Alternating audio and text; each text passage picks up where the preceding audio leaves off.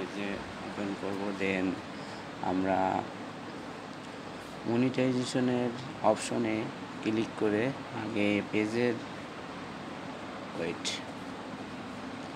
এই যে এইখানে ক্লিক করে দেখেন পেজ মনিটাইজেশনের ইনেবল, কজ এখন আমার ফলোয়ার তারপরে ওয়াচ টাইম এগুলো পূরণ হয়নি। সো এর ভিতরেই আমি কপিরাইট কন্টেন্টের অন্তর্ভুক্ত হয়ে গেছে। এর জন্য এখন পেজ কোয়ালিটি চেক করতেছি। পেজ কোয়ালিটি দেখেন আমার এইখানে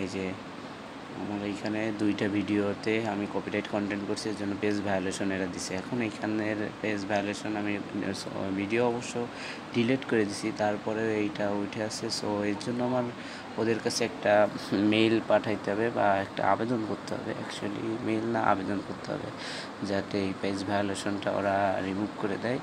এর জন্য আমরা এই দেখেন অন্য একটা পেজ নাও আমি একটা নতুন পেজে যখন আমি ওপেন করব দেখেন তখন পেজ কোয়ালিটি দিলে তখন পেজ ভায়োলেশন এইটা জাস্ট গ্রিন দেখাবে। দেখেন এই যে ওকে, কোনো কপিরাইট কন্টেন্ট কোনো কিছু নাই, দেখেন গ্রিন। আর ওইখানে আমার পেজ ভায়োলেশন অপশন 2টা নোটিফিকেশন আসছে। সো আমার ওইটা যত তাড়াতাড়ি সম্ভব করতে হবে, আর নাইলে 90 দিনের ভিতরে আমার পেজ ব্যান করে দিতে পারে, তখন আমার ঝামেলা। সো এই দেখেন মনিটাইজেশন অপশনে যে পলিসি ইস্যুতে যাব, আমরা পলিসি ইস্যুতে যাওয়ার পরে যে রিকোয়েস্ট অ্যানাদার রিভিউ ওইখানে ক্লিক করব। দেখেন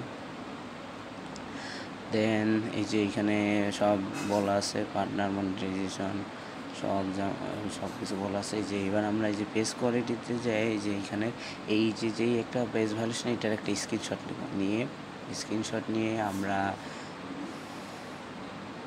এই যে এইখানে এসে পার্টনার মনিটাইজেশন সিলেক্ট করব। এইখানে আমরা পেজের ইউআরএল দিয়ে এইখানে ওই স্ক্রিনশটটা দিয়ে সেন্ড করে দেবো। তাহলে আমাদের এইটার জন্য আবেদন করা হয়ে যাবে, আর ওরা একদিনের ভিতরে আপনার জানাবে যে আপনার এই ভিডিও কন্টেন্ট সব ঠিক আছে কিনা।